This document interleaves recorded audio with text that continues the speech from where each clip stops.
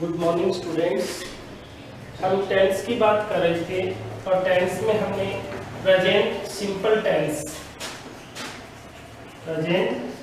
Tense की study complete कर चुके हैं। प्रेजेंट सिंपल में आपको simple sentence, negative, interrogative sentence के बारे में बताया। आज का हमारा जो वीडियो है वो है प्रेजेंट कॉन्टिन्यूअस टेंस के बारे में। किसके बारे में? प्रेजेंट कॉन्टिन्यूअस टेंस के बारे में। देखिए स्टूडेंट्स, मैं आपको बता दूं कि प्रेजेंट के 4 पार्ट्स हैं: present simple, present continuous, present perfect and present perfect continuous. तो आज का हमारा जो स्टडी है वो किसको लेकर के है? प्रेजेंट कॉन्टिन्यूअस टेंस को लेकर के है। तो सबसे पहले देखिए प्रेजेंट कॉन्टिन्यूअस टेंस क्या होता है, इसका यूज कहाँ पे होता है, हिंदी में इसकी आइडेंटिफाई कैसे होगी और इंग्लिश में इसकी आइडेंटिफाई कैसे होगी, इसके बारे में हम स्टडी करेंगे। तो सबसे पहले देखिए प्रेजेंट कॉन्टिन्यूअस टेंस, यानी इस टेंस में जब कोई एक्शन कॉन्टिन्यूटी पोजीशन को शो कर रहा है, यानी कॉन्टिन्यूटी पोजीशन को शो कर रहा है, तो हम प्रेजेंट कॉन्टिन्यूअस टेंस का यूज करते हैं। कॉन्टिन्यूटी पोजीशन का मतलब ये हो गया कि जैसे आप कोई एक्शन कर रहे हैं और एट प्रेजेंट में वो एक्शन कंटिन्यू, जैसे Ram is going to school. अब इसका मतलब ये हो गया कि राम स्कूल जा रहा है, यानी एक्शन है वो किस में? कंटिन्यू में, यानी एक्शन है वो जारी है। तो इसलिए हम प्रेजेंट कॉन्टिन्यूअस टेंस का यूज करेंगे। अब देखिए प्रेजेंट कॉन्टिन्यूअस टेंस में सबसे पहले हम देखेंगे सिंपल सेंटेंस। कौन से सेंटेंस देखेंगे? Simple sentence. सिंपल सेंटेंस में सबसे पहले सब्जेक्ट आएगा, उसके बाद एचवी के रूप में इज, एम, आर और प्लस वर्ब की फर्स्ट फॉर्म में आईएनजी प्लस ऑब्जेक्ट। हम इसका यूज करेंगे, यानी एचवी के रूप में हम इज, एम, आर का यूज करते हैं। प्रेजेंट सिंपल टेंस में मैं आपको बता चुका हूं कि एचवी के रूप में हम किसका स्टडी करते हैं? डू एंड डज का। In this tense we use is, am, are. Just as you know, is used for singular subject, am is used for I, and are is used for plural subject. There will be no problem. मैं आपको बिल्कुल बारीकी से, बिल्कुल आराम से बता रहा हूँ, किसी को कोई भी दिक्कत नहीं होनी चाहिए। यानी इज का यूज किसके लिए होगा? सिंगुलर सब्जेक्ट के लिए। एम पर्टिकुलर है किसके साथ? आई के साथ। आ प्लूरल सब्जेक्ट के साथ। कहने का मतलब ये हुआ ही, सी, इट, और वह किसी का नेम है या कोई सिंगुलर नाउन है तो हम किसका यूज करते हैं? इज का। आई के साथ एम का। यदि कोई प्लूरल सब्जेक्ट है जैसे वी, यू, दे, या कोई प्लूरल नाउन जैसे चिल्ड्रन, स्टूडेंट्स, बॉयज, गर्ल्स, तो हम किसका यूज करेंगे? आ का। अंडरस्टैंड? तो ये हमारे पास तीन क्या है? HV है। क्या है?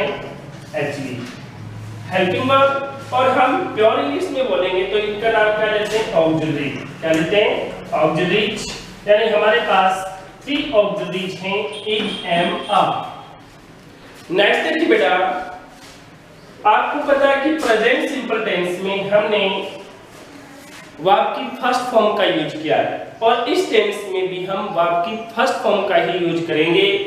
लेकिन आपको ध्यान रहे कि वर्ब की फर्स्ट फॉर्म में क्या आएगा? आईएनजी आएगा। वर्ब की फर्स्ट फॉर्म में क्या आएगा? आईएनजी। और लास्ट में हमेशा क्या आता है? ऑब्जेक्ट आता है। इसमें कोई भी दिक्कत नहीं है। लास्ट में सिंपल सेंटेंस में हमेशा क्या आएगा? ऑब्जेक्ट आएगा। और प्रेजेंट सिंपल में भी हम इसके बारे में स्टडी कर चुके हैं। तो आपको सब्जेक्ट की आइडेंटिफाई करनी जरूरी है, यानी आपको मेन वर्ब की फर्स्ट फॉर्म लेनी है और उसके साथ में क्या लगाना है? आईएनजी।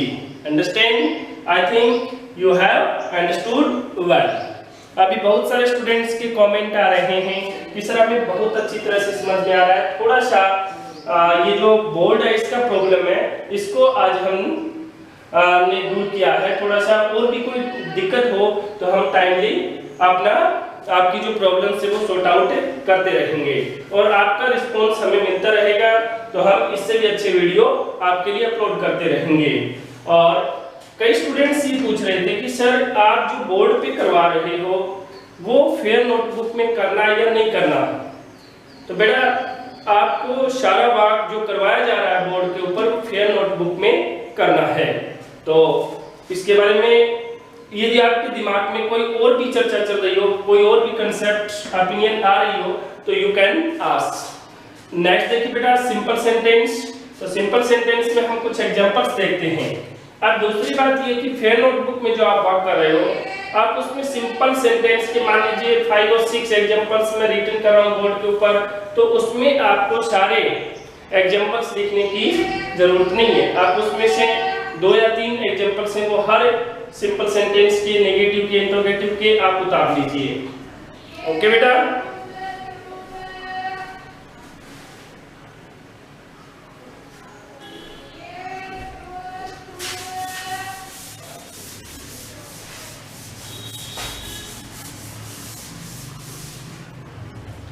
एग्जाम्पल्स लिखने से पहले मैं आपको ये बता दूं कि आपको वर्ब की फर्स्ट फॉर्म में किसका यूज करना है, आईएनजी का। वर्ब की फर्स्ट फॉर्म में क्या होगा, आईएनजी। आप देखिए वर्ब की फर्स्ट फॉर्म में आईएनजी कैसे यूज करेंगे। जैसे मैक है, मैक, अब मैक के लास्ट में क्या है बेटा, ई आ रहा है, ठीक है। इसी प्रकार से राइट, तो राइट के लास्ट में भी क्या आ रहा है, ई आ रहा है। अब ये दोनों ही मेन वर्ब है। अब इसमें जब आईएनजी जोड़ेंगे तो लास्ट में ई को क्या कर देंगे, रिमूव कर देंगे, तो क्या हो जाएगा, मैकिंग। राइट में जब लास्ट में आईएनजी जोड़ेंगे तो क्या हो जाएगा, राइटिंग। ओके। इसी प्रकार से जैसे रन है, अब रन में यदि हमें आईएनजी जोड़ना हो तो लास्ट वाला जो लेटर है उसको क्या करेंगे, डबल करेंगे। क्यों, क्योंकि यहाँ पे सिंगल वोवल है और उससे पहले सिंगल वोवल है और उससे पहले लास्ट में क्या, सिंगल कॉन्सोनेंट है। तो इसका मतलब लास्ट वाला लेटर क्या हो जाएगा, डबल हो जाएगा। लास्ट वाला लेटर क्या हो जाएगा, डबल हो जाएगा। आगे समझ में, जैसे सी यू टी, कट, कट के लास्ट में क्या है, टी है और यहाँ पे सिंगल वोवल है यू और यहाँ पे टी है, तो लास्ट में C U double T ING हो जाएगा, कटिंग। इसी प्रकार से पी यू टी पुट, तो P U double T ING putting हो जाएगा। माय स्टूडेंट्स टेल मी, जब हम रीड में जोड़ेंगे तो लास्ट में डबल डी होगा क्या, नहीं होगा। क्यों नहीं होगा, क्योंकि यहाँ पे डबल वाल है और ये रूल ओनली फॉर किस पे लागू होता है, सिंगल वाल्स पे लागू होता है। अंडरस्टैंड। यानी जब कोई भी सिंगल वाल्स और सिंगल कॉन्सोनेंट यदि लास्ट में दे रखा है तो आपका लास्ट वाला लेटर क्या हो जाता है, डबल हो जाता है। अंडरस्टैंड। हमें बहुत अच्छा रिस्पांस मिल रहा है और हमारे व्यूज, सब्सक्राइबर्स जो हैं वो कंटिन्यू बढ़ते जा रहे हैं और हम अपनी जो क्वालिटी है उसमें और भी ज्यादा इंप्रूव करेंगे और आने वाले टाइम में हमारे व्यूज, सब्सक्राइबर्स और भी ज्यादा होंगे। और बेटा अभी जो लॉकडाउन चल रहा है आप उसका फॉलो कीजिए और साथ में जो वीडियो अपलोड कर रहे हैं वो रेगुलर देखिए और अपना एक निश्चित टाइम टेबल बनाइए।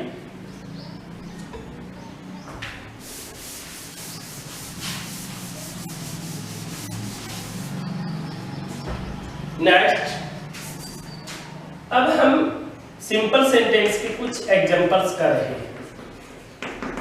सिंपल सेंटेंस के कुछ एग्जांपल्स में सबसे पहले जैसे Ram is making a new house. Second, you are speaking English. You are speaking English. जैसे बोर्ड को किसी की दिक्कत हो बेटा साफ दिखाई नहीं दे रहा तो साथ साथ में मैं बोल रहा हूँ, तो जो मैं बोल रहा हूँ आप वो लिखते रहिए। जैसे he is writing a novel. He is writing a novel. I am telling a story in the class, in the class। तो अब देखिए फर्स्ट सेंटेंस में आपने आई के साथ क्या आएगा एम, ही के साथ इज, यू के साथ आ, राम के साथ इज, कोई दिक्कत नहीं है, बिल्कुल इजी है। दूसरा ये देखिए आपको वर्ब की फर्स्ट फॉर्म में क्या लेना है आईएनजी। जब ट्रांसलेट करेंगे बेटा तो Ram is making a new house, Ram एक नया घर बना रहा है। यू आर स्पीकिंग इंग्लिश, तुम इंग्लिश बोल रहे हो। एट प्रेजेंट में लेना आपको, इसमें लेना है एट प्रेजेंट में, क्योंकि प्रेजेंट कंटीन्यूअस उस पोजीशन को बताता है जब कोई भी प्रेजेंट में आप एक्शन को कर रहे हो। ही इज राइटिंग नॉवल, वह एक नॉवल लिख रहा है। I am telling story in the class, मैं क्लास में एक स्टोरी बता रहा हूँ। अंडरस्टैंड? अब ये तो किसके सिंपल सेंटेंस के, कौन से सेंटेंस है सिंपल सेंटेंस। शाबाश, बिल्कुल इजी है बेटा, कोई दिक्कत नहीं होगी किसी को भी किसी भी प्रकार की।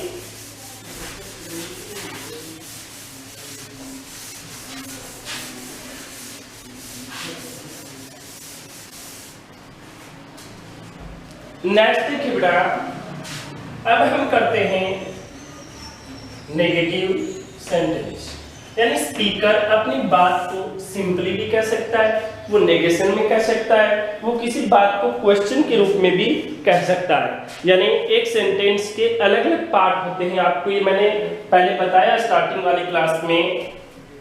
तो देखिए नेगेटिव सेंटेंस का स्ट्रक्चर क्या होगा। सबसे पहले सब्जेक्ट आएगा, क्या आएगा सब्जेक्ट, सब्जेक्ट के बाद इज, एम, आर। अब नेगेटिव स्टेटमेंट है तो क्या आएगा नोट आएगा। तो नेगेटिव स्टेटमेंट में यहाँ पे क्या आ जाएगा नोट, प्लस में वर्ब की फर्स्ट फॉर्म में क्या आ जाएगा आईएनजी, प्लस में ऑब्जेक्ट। बिल्कुल इजी है, किसी को कोई भी दिक्कत नहीं होगी। सब्जेक्ट आ जाएगा is, am, are, not first form of main verb and ING. On the third position we use not. It may be sometimes confused that how can we use of a not. Not always be used at third position, okay? And before the not we use HV. There will be no problem. In the starting we use subject. Just like we take some examples. Be relaxed. Just like he is not speaking lie. He is not speaking lie. वह झूठ नहीं बोल रहा है। जैसे you are not singing a song. With you we use a, after it we use not. There will be no problem. In the starting we use subject, after it HV, and after it not, and after it first form of main verb and ing. Third, I am not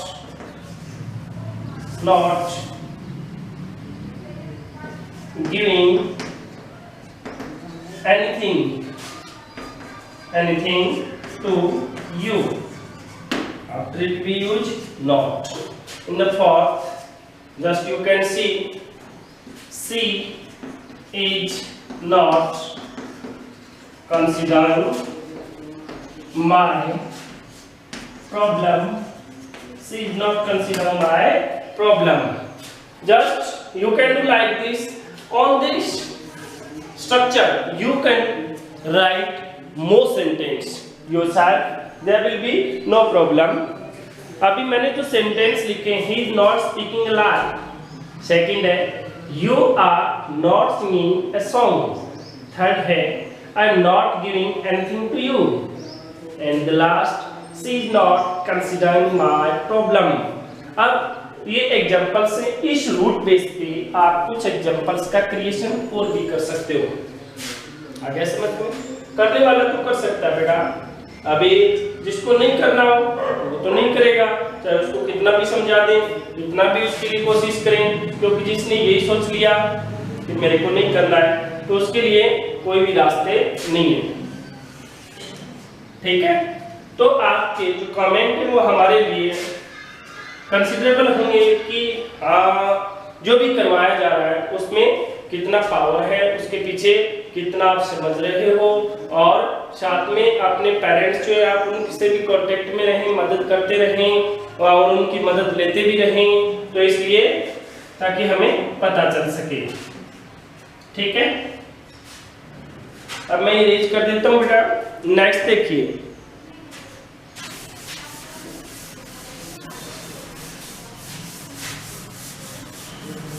science बिल्कुल easy है बेटा, किसी को कोई भी घबराने की जरूरत नहीं है।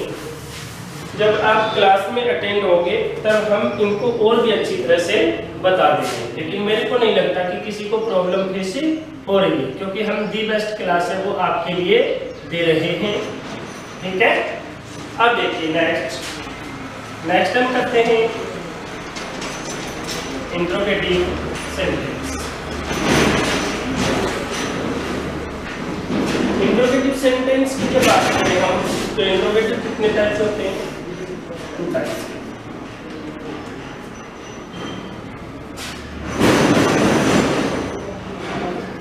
एक तो वो सेंटेंस होते हैं जो HV से स्टार्ट होते हैं, दूसरे WH वर्ड से। बिल्कुल इजी है, मैं आपको बता चुका हूं, अब बिल्कुल इजी है, किसी को कोई भी दिक्कत नहीं होगी।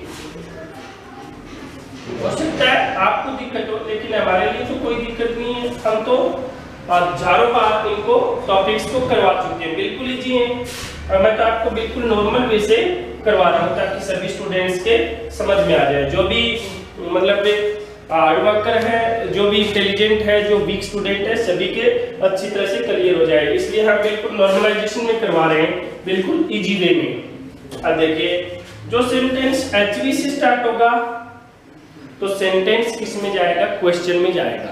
ये बात हम आपको पहले ही क्लियर कर चुके हैं कि जो सेंटेंस हेल्पिंग वर्ब से स्टार्ट होगा इंग्लिश में, वो सेंटेंस किस में जाएगा? क्वेश्चन में जाएगा। जैसे प्रेजेंट सिंपल टेंस में आपने देखा, do you play cricket, translate क्या होगा? क्या तुम क्रिकेट खेलते हो? और इसी सेंटेंस को जब हम प्रेजेंट कंटिन्यूअस में लेंगे तो हम ये कह सकते हैं, आर यू प्लेइंग क्रिकेट। कहने का मतलब वर्डिंग को ही आपको क्या करना है? चेंज करना है। समझ गए? इंग्लिश में आपको स्ट्रक्चर को आपने चेंज कर दिया तो पूरे एक्शन में क्या जाएगा? चेंज आ जाएगा। English is an easy language if you have know the structure of the sentence. यदि आप रूल्स का सही फॉलो कर रहे हो, स्ट्रक्चर का सही फॉलो कर रहे हो, तो English very easy language despite of Hindi में आपको, क्योंकि हिंदी का एक मतलब वोकैबुलरी पावर है, वो आप उसको कैच नहीं कर सकते कि कौन से वर्ड का यूज कहाँ पे करें। इंग्लिश में आपके पास सिनोनिम्स बहुत ज़्यादा होते हैं, आप एक बात को 5 प्रकार से कन्वे कर सकते हो। आ गया समझ में? तो इसमें किसी भी स्टूडेंट्स को किसी भी प्रकार की प्रॉब्लम फेस नहीं होगी। अब देखिए बेटा, अच्छा ये बताइए, जो सेंटेंस HV से स्टार्ट होते हैं उन सेंटेंस का दूसरा नाम क्या है?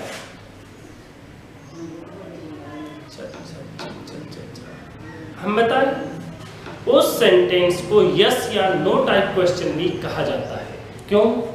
क्योंकि इनका आंसर किस में आता है? यस या नो में आता है।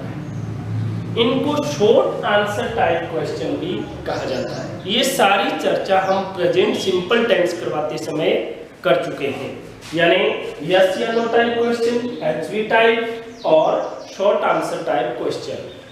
WH वर्ड को लॉन्ग आंसर टाइप क्वेश्चन कहा जाता है क्योंकि इनका आंसर क्या होता है? लंबा आता है। जैसे मान लीजिए मैं कहूँ, are you going to market, are you going to market, क्या तुम मार्केट जा रहे हो? तो आप यदि जा रहे हो तो क्या कहोगे? यस, और नहीं जा रहे हो तो क्या कहोगे? नो। यानी इनका आंसर ओनली फॉर किस में आता है? यस और नो में। लेकिन मैं इसी क्वेश्चन को ऐसे लिखूंगा WH वर्ड में, why are you going to market. अब मैंने आपको पूछा why are you going to market, तुम मार्केट क्यों जा रहे हो, तो आप ये कहोगे कि यस नो यस नो। इसका मतलब आप पागल बन जाओगे।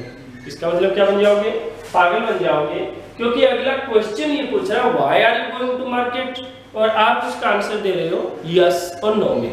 इसका मतलब आपको स्ट्रक्चर का क्या नहीं है, पता नहीं है। स्ट्रक्चर का यदि आपको पता होता तो आप आंसर किस में देते, रीजन में देते, I am going to market to buy some books, मैं मार्केट में जा रहा हूँ क्योंकि मेरे को कुछ क्या खरीदनी है, बुक्स क्या खरीदनी है, बुक्स खरीदनी है। क्या समझ में बेटा?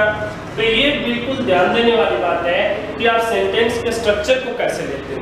दूसरा और समझिए, बिल्कुल प्यार से समझा रहा हूँ मैं, आराम से देखिए, एक बार समझ लो चाहे 50 बार समझ लो, बात एक ही है। बात एक कैसे है, क्योंकि सेंटेंस हम बता चुके हैं अकॉर्डिंग टू टेंस का हो जाएगा चेंज। अब यहाँ पे आ रहा है, पहले यहाँ पे डू था, यहाँ पे अब वही है, पहले क्या था डू था। आ गया क्या समझ में? कहने का मतलब जैसे ही टेंस का स्ट्रक्चर चेंज होगा, WH वर्ड हेल्पिंग वर्ब का स्ट्रक्चर भी क्या हो जाएगा, चेंज हो जाएगा। आ गया समझ में? अब दूसरा एक सोचिए आप, एक मेन वर्ब की कितनी फॉर्म होती है? 3 फॉर्म्स होती है, फर्स्ट सेकंड एंड थर्ड। वैसे तो मेनली 3 होती है और वैसे कितनी होती है, 5 होती है, लेकिन आपके लिए आपको ध्यान में कितनी रखनी है, 3 रखनी है। कितनी? 3। अब जैसे go, went, gone, do, did, done, write, wrote, eaten, speak, spoke, spoken, change, change, stand, look, look, look, watch, watched, see, saw, seen. तो ये जो एक्चुअली मेन वर्ब से आपके माइंड में कंसेप्ट होना चाहिए, क्योंकि without knowledge of MB you can not complete the sentence और टेंस। तो इसके लिए ये क्या है, जरूरी है। तो हमारी चर्चा किस पे हो रही है, WH वर्ड पे। तो ये HV वाले सेंटेंस हैं। HV वाले जो सेंटेंस हैं इनमें सबसे पहले क्या आएगा, HV plus subject plus first form of main verb ING plus subject plus question mark. It is very easy, किसी को कोई प्रॉब्लम नहीं। देखिए बेटा, HV subject first form of main verb ING आएगा इसके साथ, और प्लस में क्या आएगा, ऑब्जेक्ट, तो लास्ट में क्वेश्चन मार्क। समझ गए? अब देखिए WH वर्ड टाइप क्वेश्चन, इसमें सबसे पहले क्या जाएगा, WH वर्ड, वो ये सेम इसके आगे लिखना है, are you going to market, क्या आप मार्केट जा रहे हो। अब पुलिस वाला आपको ये भी पूछ सकता है why are you going to market, तो मार्केट क्यों जा रहे हैं, ठीक है ना।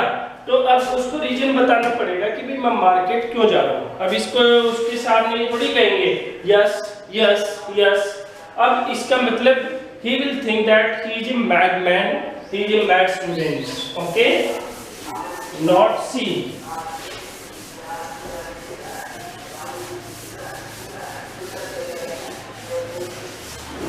अब देखिए बेटा, कुछ एग्जांपल्स करते हैं हम इंटरोगेटिव सेंटेंस के।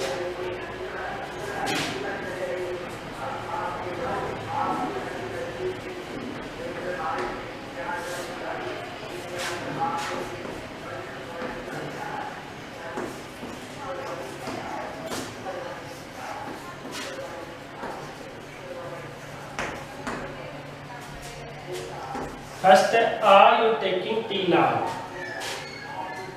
Is she is helping her mother? Third, am I writing a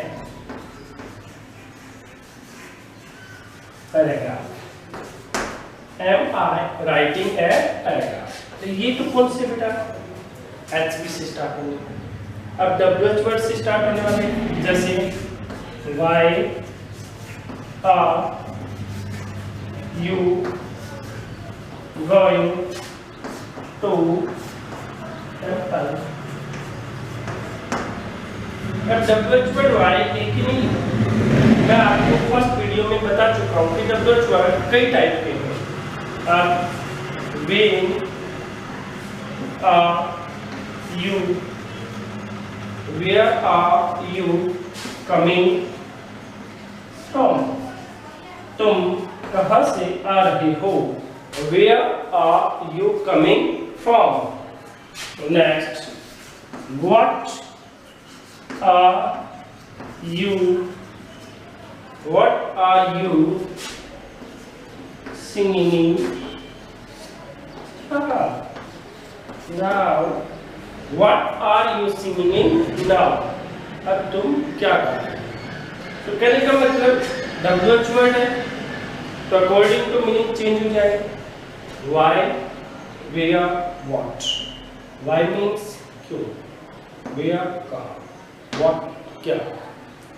What, why, when, where, which, who, whose, whom, ये सारे क्या है WH वर्ड है. इसके अलावा मैंने आपको क्या बताया, how, how much, how many, how far, how long, how old, ये भी सारे क्या है WH वर्ड है. how old क्या होता है बेटा, कितना, एज के लिए. how long, टाइम के लिए. how long you stayed in Jaipur, आप जयपुर में कितने दिन ठहरे. तो how किसका मीनिंग क्या होता है, कैसे.